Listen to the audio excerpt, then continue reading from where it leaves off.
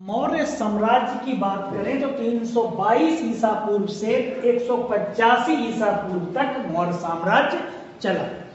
मौर्य साम्राज्य में सबसे महान शासक अगर कोई हुआ है वो हुआ है अशोक।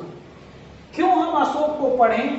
और बिंदुसार जो है वो चंद्रगुप्त मौर्य का पुत्र था और अशोक का पिता था, और इसीलिए बिंदुसार को अच्छा पिता और अच्छा पुत्र मिला। तो अशोक जो है वो, उसके पिता है बिंदुसार और माता है सुभद्राणी।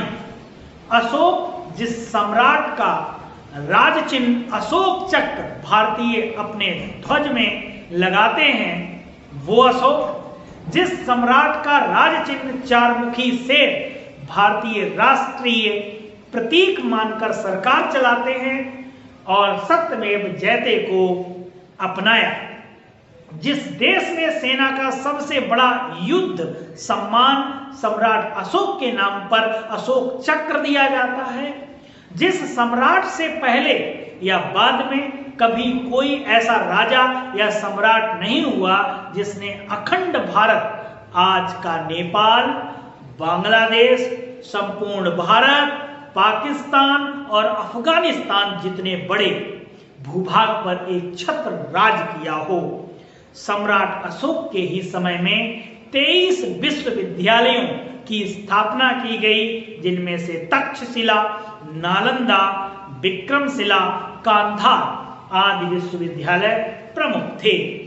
इन्हीं विश्वविद्यालयों में विदेश से छात्र उच्च शिक्षा प्राप्त करने भारत आते थे। जिस सम्राट के समय भारत विश्व गुरु था, सोने की चिड़िया था, जनता खुशहाल थी, कोई भेदभाव नहीं, मानव तो मानव, यहां तक कि पशुओं के लिए भी प्रथम बार चिकित्सा घर खोले गए, पशु हत्या पर रोक लगाई गई। सम्राट अशोक जिसने पुरुषार्थ और परमार्थ दोनों ही प्रकार से कुशल शासक तथा धर्म चिंतक बन संपूर्ण मानव जाति का जीवन सार्थक करने का प्रयास किया। अशोक मौर्य वह मौर्य वंश के तीसरे और सबसे प्रमुख शासक थे।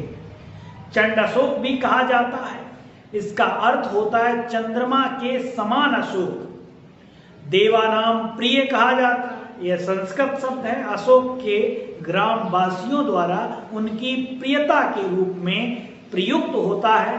प्रियदर्शी कहा जाता है, इसका अर्थ होता है प्रियतम।